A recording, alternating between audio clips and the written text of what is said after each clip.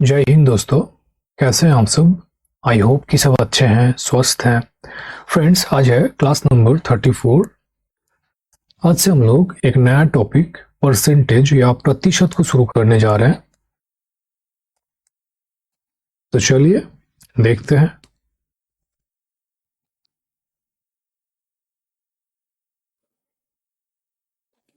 देखिए, सबसे पहले समझिए परसेंटेज का मतलब क्या होता है।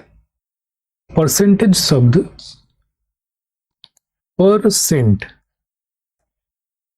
परसेंट से आया है। इसका मतलब क्या होता है?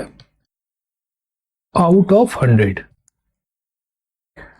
प्रतिशत। प्रतिशत, शत मतलब 100, प्रति 100। ठीक है। जैसे 5% मतलब 5/100 बराबर क्या होगा? 1/20। और इसको सॉल्व करेंगे तो आएगा 0.05। तो ये हो गया प्रतिशत।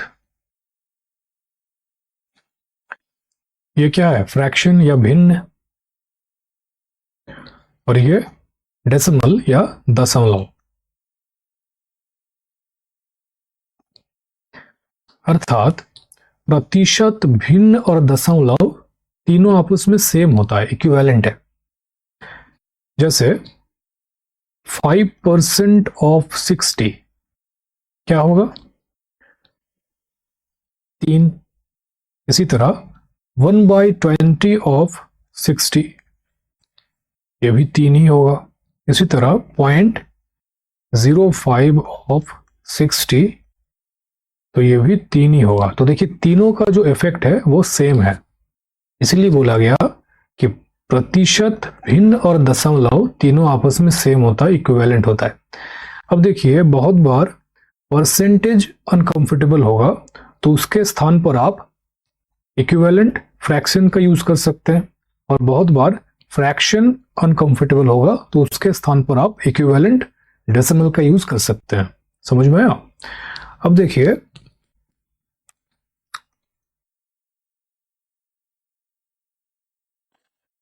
ये रहा एग्जाम्पल है 23 व्हाट परसेंट ऑफ 40। 23/40 का कितना प्रतिशत है? तो जो बेसिक नियम है 23/40 गुना 100, जो कि सबको पता है।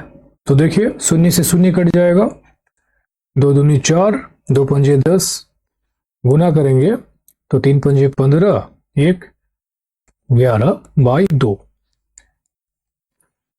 2 पंजे 10, 1 बचा 15, 2 7 14, 57.5%।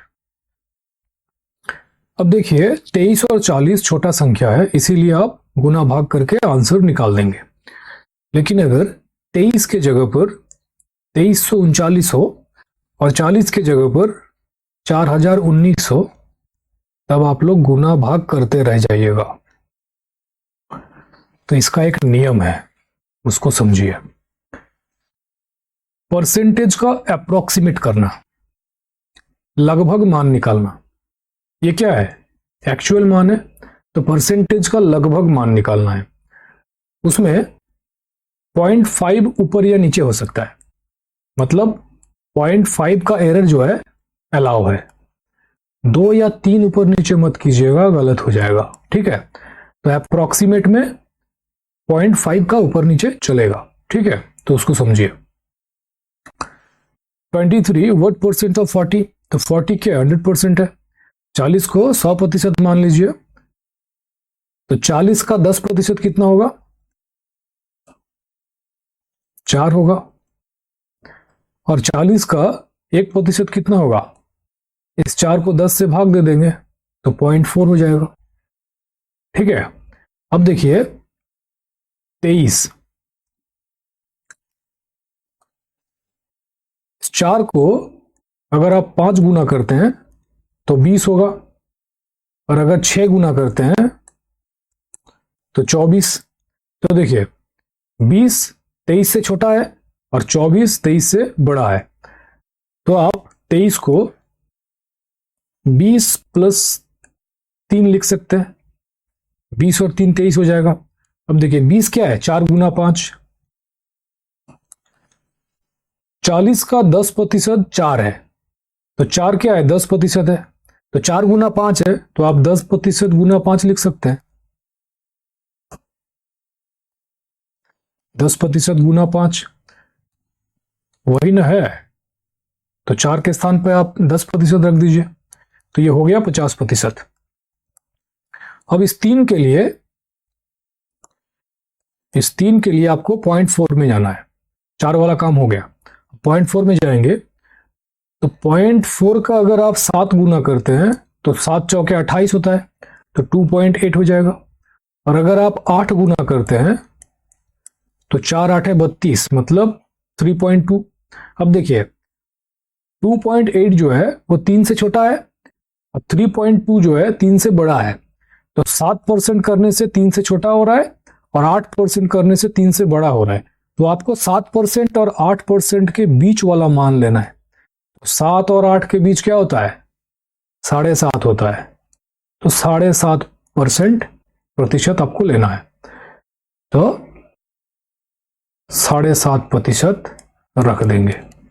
तो देखिए 50% और 7.5% जोड़िए, 50% और 7.5%, 5 57.5%। यहां पर भी 57.5%, और देखिए इस तरह से भी 57.5% आ गया। तो जब भी इस तरह का कुछ बड़ा संख्या हो ना, तब गुना भाग मत करिएगा, डायरेक्ट इस तरह से करना है। अब देखिए 10%, 1% मैंने आपको यहां पे समझाने के लिए लिखा है, आपको ये दिमाग में रखना है और इस तरह से कैलकुलेट करके मान रखते जाना है, जोड़ के देखना है। समझ में आया परसेंटेज का अप्रोक्सीमेट कैसे करते हैं? तो चलिए आगे बढ़ते हैं और कुछ एग्जाम्पल और देखते हैं। ये रहा, देखिए 123 व्हाट परसेंट ऑफ 390। तो जो बेसिक है वो है 123 बाई 390 गुना 100, जो कि हमें नहीं करना है, अभी जो सिखाया गया उससे कीजिए। तो 390 100% है, 390 का 10% कितना होगा, 39, और 1% इसको 10 से भाग देंगे तो 3.9 हो जाएगा। अब देखिए 123, 39 का अगर आप 4 गुना करते हैं तो कितना होगा, 156, जो कि 123 से ज्यादा है। और अगर 3 गुना करते हैं 117, जो कि 123 से कम है, तो 123 को आप 117 प्लस 117 माइनस करेंगे तो 6, तो 117 प्लस 6 लिख सकते हैं, जोड़ेंगे तो 123 ही आएगा। तो देखिए 117 बराबर क्या हो रहा है, 39 गुना 3 ही ना हो रहा है। तो देखिए 39 क्या है, 390 का 10% 39 है, तो 39 10% है, तो आप लिख सकते हैं इसको 39 की जगह पर 10% गुना 3, ठीक है। तो ये हो रहा है 30%। अब देखिए इस 6 के लिए 3.9 पे आ जाना है, तो देखिए 3.9 का 2% करेंगे, 2 गुना करेंगे तो कितना हो रहा है, 9 दूनी 18, 1 7, 7.8, जो कि 6 से ज्यादा है। और इसका 1% कितना हो रहा है, 3.9 ही होगा, जो कि 6 से कम है। तो आपको बीच वाला लेना है, तो बीच वाला क्या होगा, 2% और 1% के बीच में क्या होता है, 1.5%, तो उसी को रख देना है 1.5%। तो देखिए 30% और 1.5% जोड़ दीजिए, तो ये हो गया 31.5%। समझ में आया? तो चलिए आगे बढ़ते हैं। ये रहा अगला एग्जाम्पल। 390 का 223 कितना प्रतिशत है? आपके पास है 30 सेकंड। अब आप लोग बताइए, जिस तरह से समझाया गया उसी तरह से कीजिएगा और बताइए इसका आंसर क्या हुआ।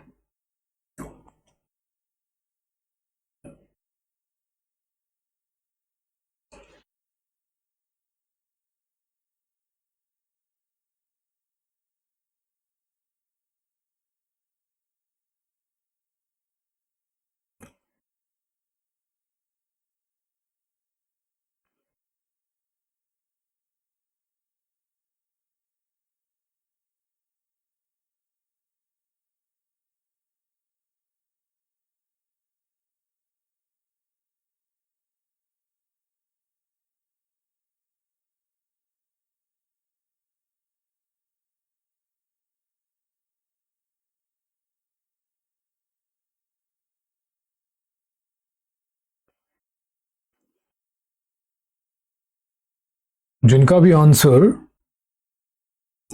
लगभग 57% है वो करेक्ट है। तो देखिए 390 100% है, तो 390 का 10% कितना होगा? 39, और 1% 3.9। तो देखिए इसको लगभग आप 4 ही मान लीजिए। अब 9 है, 0.1 कम है, तो 4 ही होगा लगभग। अब देखिए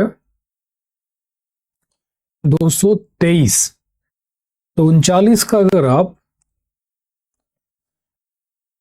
39 का 6 गुना करते हैं तो कितना हो रहा है? 54 23, 234, जो कि 223 से ज्यादा है, तो इसका 5 गुना कर लीजिए।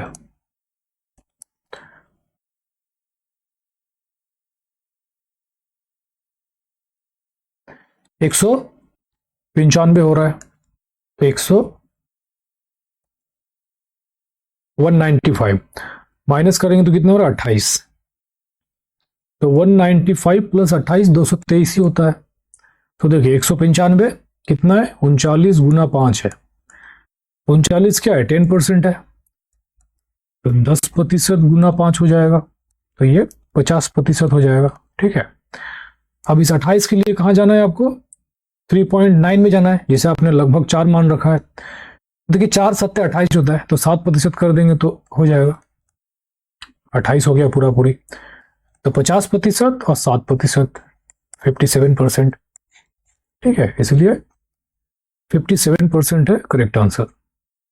अब जिसको इस तरह से करना है वो कीजिए। 223 बाई 390 गुना 100, लगाइए 10 मिनट। तो चलिए आगे बढ़ते हैं। ये रहा अगला एग्जाम्पल। बताइए इसका आंसर क्या होगा। आपके पास है 30 सेकंड, ट्राई कीजिए।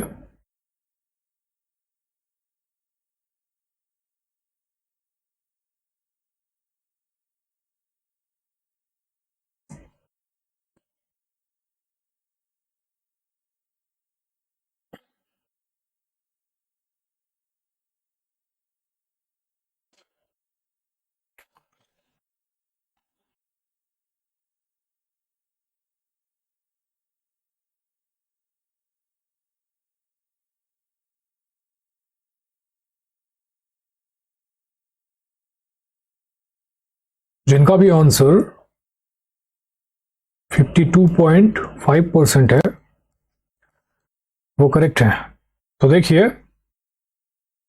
837 का 10% कितना होगा? 83.7।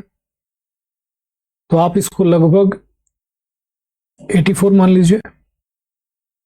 तो 1% कितना होगा, इसको 10 से भाग देंगे तो 8.4 हो जाएगा। ठीक है, अब देखिए 439 है, 84 का 5 गुना करेंगे तो ये होगा 420। तो 420 प्लस 19 लिख सकते हैं। तो ये 84 गुना 5 है, तो 84 क्या है, 10% है। तो 10% गुना 5 तो ये हो जाएगा 50%। ठीक है, और 19% के लिए आपको 8.4 पे आना है। 8.4 का 2 गुना करेंगे तो 4 दूनी 8, 16, तो 16.8 हो रहा है, जो कि 19 से क्या है, छोटा है। और अगर आप 8.4 का 3 गुना करते हैं तो 4 तिया 12, 2 बचा, 2 1 बचा, और 8 3 24 और 1 25, तो 25.2, जो कि 19 से क्या है, ज्यादा है।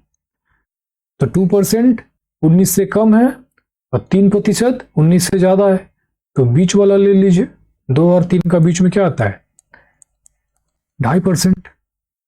तो 2.5%, तो 50% और 2.5% कितना होगा, 52.5%। समझ में आया? तो चलिए आगे बढ़ते हैं। अब देखिए, अभी तक आपने परसेंटेज अप्रोक्सीमेट करना सीखा। अब इसका उल्टा, अगर परसेंटेज दिया हो और बोले कि वैल्यू निकालिए, तब क्या होगा? तो चलिए इसे भी देखते हैं। ये रहा एग्जाम्पल। देखिए 24.3% ऑफ 543 बराबर व्हाट, वैल्यू क्या होगा ये बताना है। तो देखिए वही करेंगे, 543 क्या है, 100% है, तो इसका 10% कितना होगा, 543 का 10% 54.3 हो जाएगा। फिर 1% क्या होगा, इसको 10 से भाग देंगे तो 5.43 हो जाएगा। अब एक चीज देखिए, अभी तक 10% और 1% निकाला देखें, अब 0.1% का भी देख लीजिए, इसका क्या यूज है आगे पता चल जाएगा। तो 543 का 0.1% कितना होगा, तो इसको 10 से भाग देंगे तो 0.543 हो जाएगा। इतना समझ में आया? अब देखिए 24.3%, 24.3%, इसको हम लोग 20% प्लस 4% प्लस 0.3% लिख सकते हैं। तो भाई लिख सकते हैं, जोड़ेंगे तो वही तो आ रहा है, तो काहे नहीं लिख सकते हैं, लिख सकते हैं। 20% को 10% गुना 2 लिख सकते हैं, गुना करेंगे तो 20% ही तो हो रहा है, तो लिख सकते हैं। प्लस 4% को 1% गुना 4 लिख सकते हैं, लिख सकते हैं भाई, वही तो हो रहा है गुना होने से। प्लस 0.3% को 0.1% गुना 3 लिख सकते हैं, लिख सकते हैं, क्योंकि गुना करेंगे तो वही आ रहा है। अब देखिए 10%, 1%, 0.1%, 10%, 1%, 0.1%। मामला समझ में आया? बस अब ये मान रखते जाना है और गुना कर देना है, आंसर आ जाएगा। तो 10% की जगह पर रख दीजिए 54.3 गुना 2, प्लस 1% की जगह पर रखिए 5.43 गुना 4, प्लस 0.1% कितना है, 0.543 गुना क्या करना है, 3। अब इसको गुना करेंगे तो आंसर आ जाएगा। अब बोलेंगे सर इतना बड़ा गुना कैसे करें, तो वो भी देख लीजिए। देखिए 54.3 गुना 2, पहले क्या कीजिए, 2 का गुना 54 से कीजिए, तो 54 गुना 2 कितना होता है, 108। फिर 0.3 का गुना 2 से कीजिए, 3 गुना 2 6 होता है, पॉइंट लगा दीजिए, तो 0.6, तो 108.6 हो गया। समझ में आया? इसी तरह आगे भी करना है, 5 का गुना 4 से करेंगे तो 20 होगा, तो लिख दीजिए 20, 20.0 कर दीजिए, तो कैलकुलेशन आपका इजी होगा, समझ में आएगा। वैसे वही चीज होता है। अब देखिए, अब 0.43 का गुना आपको 4 से करना है, 0.43 को आप लगभग 4 ही मान लीजिए, तो 4 चौके 16 होगा, 16 मतलब 1.6, ठीक है। फिर देखिए 0.543, तो इसको आप लगभग 5 मान लीजिए, तो 5 गुना 3 15, तो मतलब 1.5। अब जोड़िए, इसको जोड़ना ही तो है, तो जोड़िए, 6 6 12 और 5 17, 7, 1 बचा, 8 और 1 9, 1 10 और 1 11, 1 बचा, 2 और 1 3, 1, तो 131.7, तो आप इसको लगभग 132 मान लीजिए, तो ये होगा आंसर। पता है, जो करेक्ट आंसर है, एक्चुअल आंसर है, ये भी करेक्ट ही है, एक्चुअल जो आंसर है वो है 131.9, तो मतलब 0.1 का एरर है। शुरू में मैंने बताया था कि 0.5 का एरर अलाउ है, मतलब 0.5 आप ऊपर नीचे कर सकते हैं, 2 3 ऊपर नीचे करेंगे तो गलत हो जाएगा, 0.5 तक एरर चलेगा, ठीक है। तो इस तरह से आप वैल्यू निकाल सकते हैं, लगभग मान वैल्यू का। एक्चुअल तो ये हो रहा है और ये लगभग, तो कितना ही अंतर है, 0.1 का है, 0.5 तक चलेगा। समझ में आया? इस तरह से करना था। तो चलिए एग्जाम्पल और भी है, देखते हैं उसको। ये रहा अगला एग्जाम्पल। देखिए, फिर से वैल्यू निकालना है, तो वही करना है। 629 100% है, तो 629 का 10% 62.9 हो जाएगा। 1% इसको 10 से भाग देंगे तो 6.29 हो जाएगा, और 0.1% इसको 10 से भाग देंगे तो 0.629 हो जाएगा, ठीक है। अब देखिए 63.4%, तो आप इसको 60% प्लस 3% प्लस 0.4% लिख सकते हैं। 60 और 3 63, और 0.4 जोड़ेंगे तो 63.4 हो जाएगा। अब देखिए 60% को आप 10% गुना 6 लिख सकते हैं, 3% को आप 1% गुना 3 लिख सकते हैं, प्लस 0.4% को आप 0.1% गुना 4 लिख सकते हैं। तो देखिए 10%, 1% और 0.1%, 10%, 1% और 0.1%, तो आपको एक एक करके मान रख देना है और गुना करना है। तो 10% कितना है, गुना 6 हो जाएगा। 1% है 6.29 गुना 3 हो जाएगा, प्लस 0.1% कितना है, 0.629 गुना 4 हो जाएगा। अब इसको गुना करेंगे तो आंसर आ जाएगा। अब गुना कैसे करना है, पहले 62 से 6 का गुना कर लीजिए, तो देखिए 6 दूनी 12, 1 बचा, 6 6 36 और 1 37। फिर 0.9 से 6 का गुना करेंगे तो 9 4 54 हो गया, 5.4, तो 5.4। फिर इधर आ जाइए, 6 गुना 3 18, 18.0। अब देखिए 0.29 है, तो आप इसको लगभग 3 मान लीजिए, तो 3 तिया 9 हो जाएगा, तो 0.9। इधर लिख रहा हूं ना, जगह कम पड़ रहा है।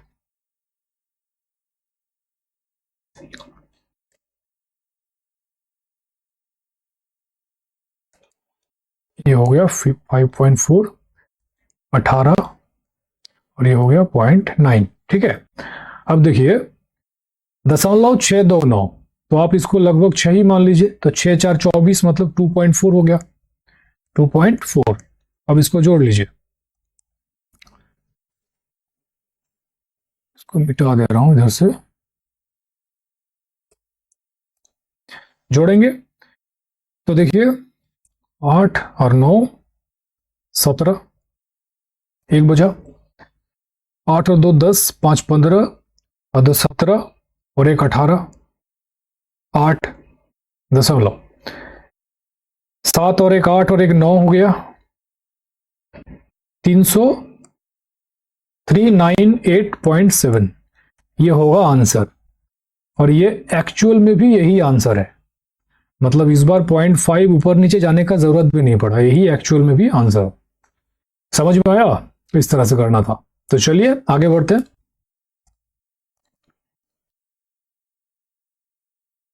ये रहा अगला एग्जाम्पल, सेम वही है, आप लोग इसको घर में कीजिएगा, ठीक है। अब चलिए आगे बढ़ते हैं। अब देखिए रूल ऑफ फ्रैक्शन या भिन्न का नियम, इसमें दो मान होता है, एक से कम और एक से अधिक, लेस देन 1 और ग्रेटर देन 1। जैसे 2/3, तो ये हो गया अंश और ये हर। तो देखिए अंश जो है हर से कम है, एक कम है, छोटा है, तो इसका मान क्या होगा? 1 से कम होगा, तो 2/3 लेस देन 1, ठीक है। और एक होता है 1 से अधिक, जैसे 3/2, तो देखिए अंश है और ये हर है, तो अंश देखिए हर से ज्यादा है, एक अधिक है, तो मान क्या होगा? 1 से अधिक होगा, तो 3/2 ग्रेटर देन 1 होगा, ठीक है। अब अगर किसी संख्या को आप लेस देन 1 वाले फ्रैक्शन से गुना करते हैं तो उसका वैल्यू कम हो जाएगा, घट जाएगा। जैसे मान लीजिए कोई संख्या 300 है, इसको अगर आप लेस देन 1 वाले फ्रैक्शन से गुना करते हैं तो 2/3, तो ये हो जाएगा 200। तो देखिए 300 से घटकर वैल्यू 200 हो गया। तो वही बोला गया कि किसी संख्या को अगर आप लेस देन 1 वाले फ्रैक्शन से गुना करते हैं तो उसका वैल्यू घट जाता है, ठीक है। उसी तरह अगर किसी संख्या को आप ग्रेटर देन 1 वाले फ्रैक्शन से गुना करते हैं तो उसका वैल्यू बढ़ जाएगा। जैसे कोई संख्या मान लीजिए 50 है, इसको अगर आप ग्रेटर देन 1 वाले फ्रैक्शन से गुना करते हैं 3/2, तो ये हो जाएगा 25 3 75। तो देखिए 50 से 75 हो गया, तो ये क्या हुआ? बढ़ गया, और यहां पर घट गया। तो समझ में आया? किसी संख्या को अगर आप ग्रेटर देन 1 वाले फ्रैक्शन से गुना करते हैं तो उसका वैल्यू बढ़ जाएगा। अब इसका यूज कैसे करें उसको देखिए।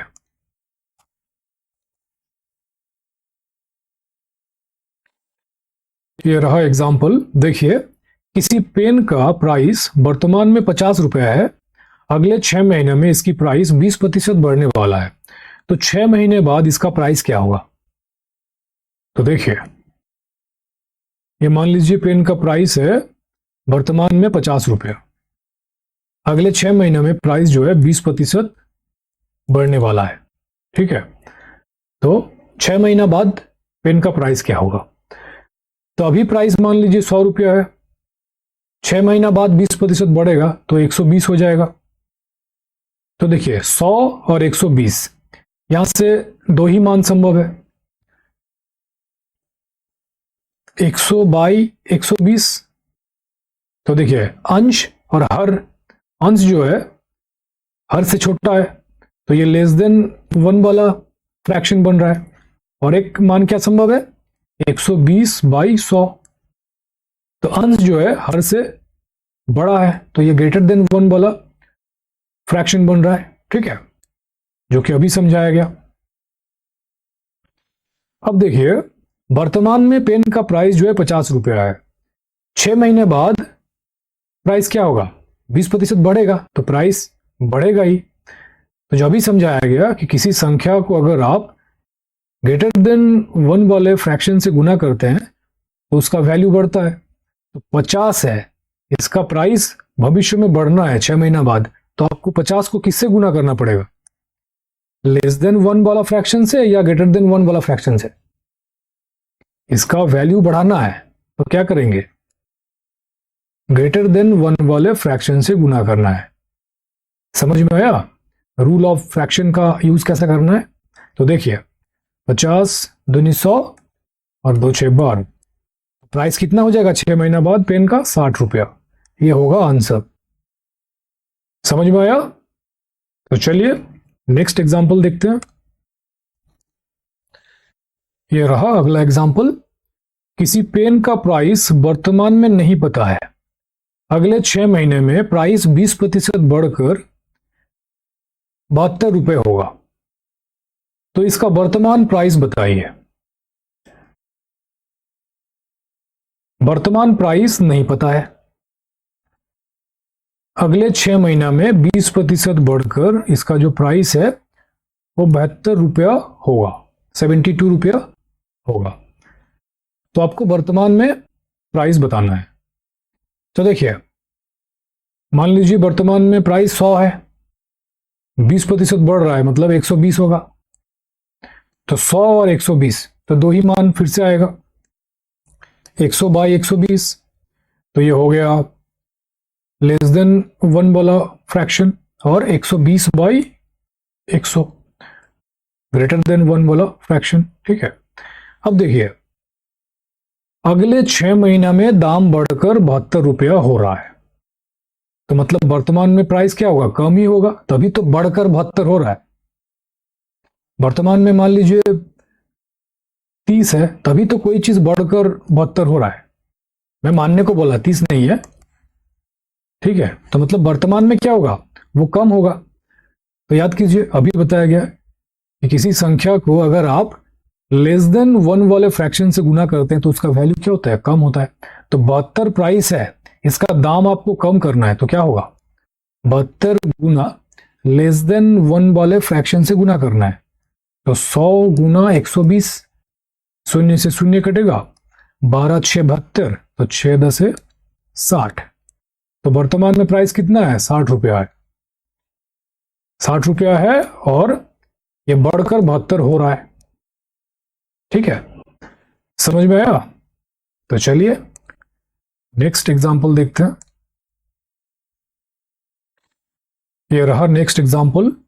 देखिए किसी पेन का प्राइस वर्तमान में 60 रुपया है, अगले 6 महीने में इसकी प्राइस 10% कम होने वाला है, तो 6 महीने के बाद प्राइस क्या होगा? आपके पास है 30 सेकेंड, ट्राई कीजिए और बताइए।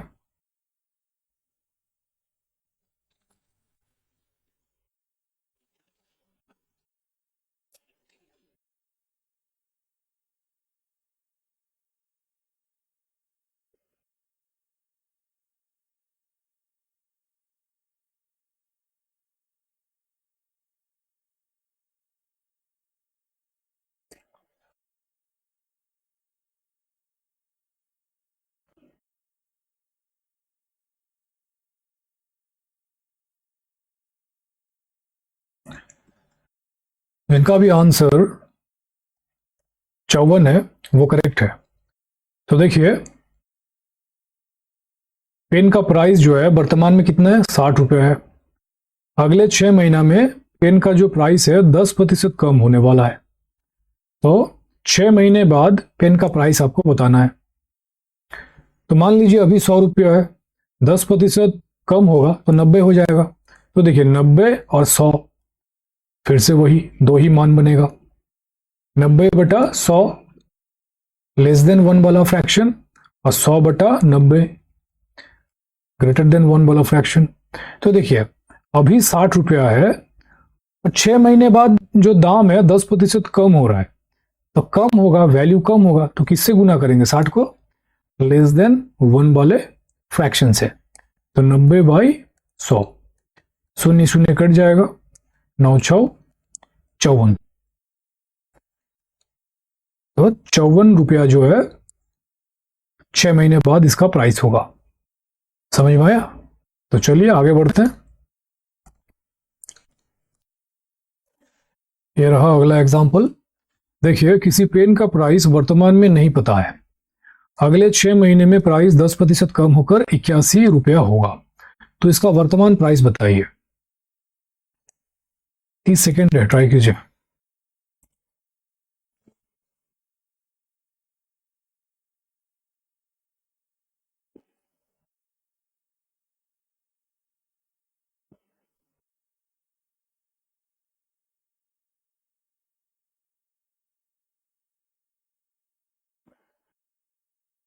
जिनका भी आंसर 90 रुपया है वो करेक्ट है। तो देखिए, वर्तमान में प्राइस नहीं पता है। अगले 6 महीने में 10% प्राइस कम होकर 81 रुपया होगा। तो वर्तमान में 100 मान लीजिए, 10% कम हो रहा है तो 90 होगा।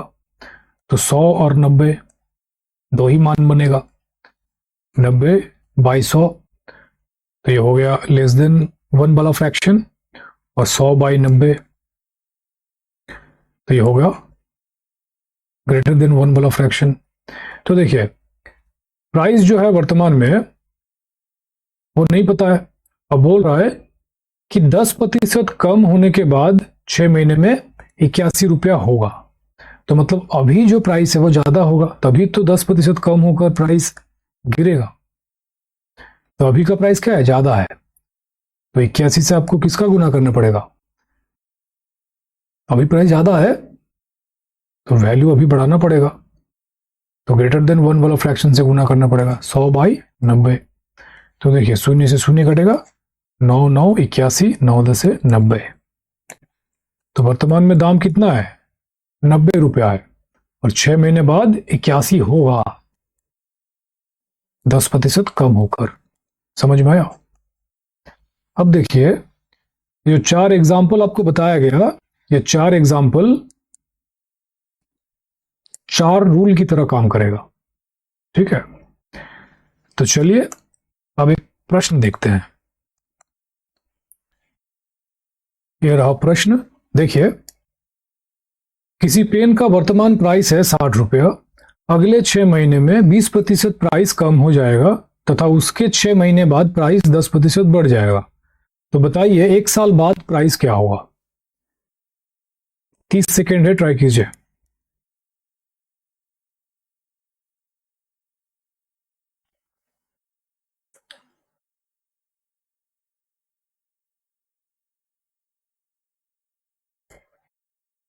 हिंट है, देखिए,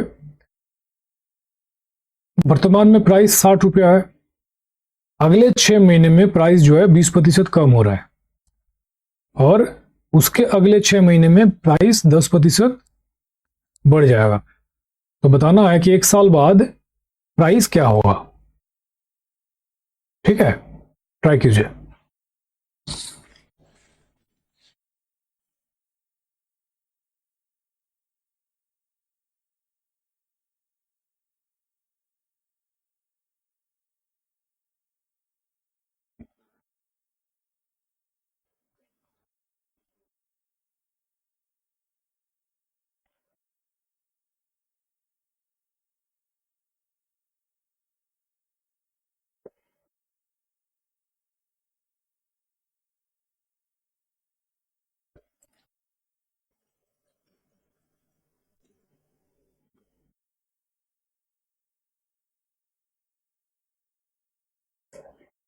जिनका भी आंसर 52.8 है वो करेक्ट है। तो देखिए, मान लीजिए वर्तमान में 100 रुपया है, 20% कम होगा तो 80 हो जाएगा। फिर बोल रहा है कि 10% बढ़ेगा अगले 6 महीने बाद, तो 110 होगा। तो 100 और 80 से क्या बनेगा? 2 फ्रैक्शन बनेगा, 80 बाई 100, तो ये हो गया लेस देन 1, और 100 बाई 80, तो ये ग्रेटर देन 1 वाला फ्रैक्शन बन गया। और 100 और 110 से क्या बनेगा? 100 बाई 110 लेस देन 1, और 110 बाई 100 ग्रेटर देन 1।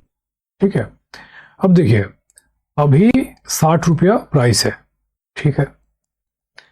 20% कम हो रहा है तो क्या गुना करेंगे? कम हो रहा है तो लेस देन 1 वाला फ्रैक्शन से गुना करना पड़ेगा। तो 80/100 गुना, फिर बोल रहा है कि 10% बढ़ रहा है, तो बढ़ रहा है तो क्या करेंगे? ग्रेटर देन 1 वाला फ्रैक्शन से गुना करेंगे। तो 110/100 सॉल्व कीजिए, 0 कट जाएगा। तो देखिए 8 6 48 गुना 11/10, 48 और 11 528/10, और ये हो जाएगा 52.8। ठीक है, इसलिए करेक्ट आंसर है 52.8। समझ में आया किस तरह से करना था? तो चलिए आगे बढ़ते हैं।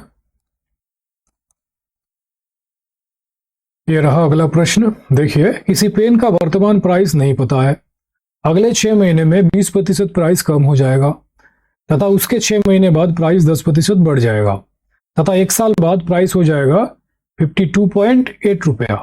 तो वर्तमान प्राइस बताइए। 30 सेकेंड है, ट्राई कीजिए।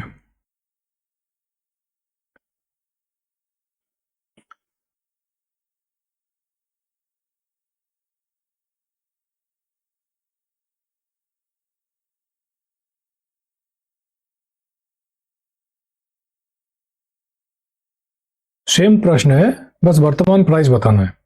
अभी जो प्रश्न कराया गया ना वही प्रश्न है, उसमें वर्तमान प्राइस दिया हुआ था, इसमें आपको निकालना है।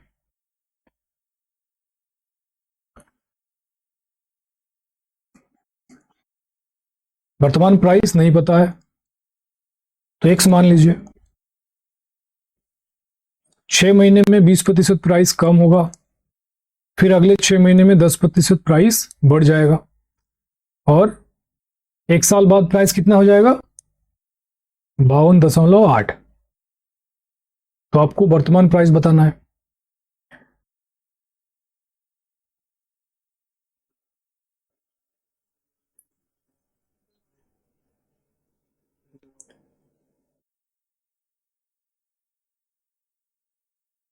देखिए 100 माना तो 80 हो जाएगा, और ये 110, 10% बढ़ेगा। तो देखिए x गुना, पहले क्या हो रहा है? प्राइस घट रहा है, तो 80/100, फिर जो है प्राइस बढ़ रहा है तो 110/100 बराबर कितना प्राइस हो रहा है? 52.8। इसको सॉल्व करेंगे तो 60 रुपया प्राइस आ जाएगा। ठीक है, समझ में आया? वही तो है। तो चलिए आगे बढ़ते हैं।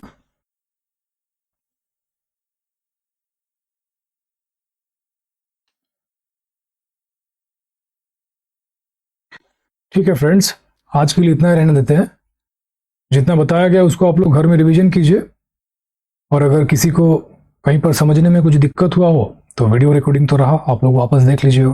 ठीक है, तो चलिए कल मिलते हैं। Thank you.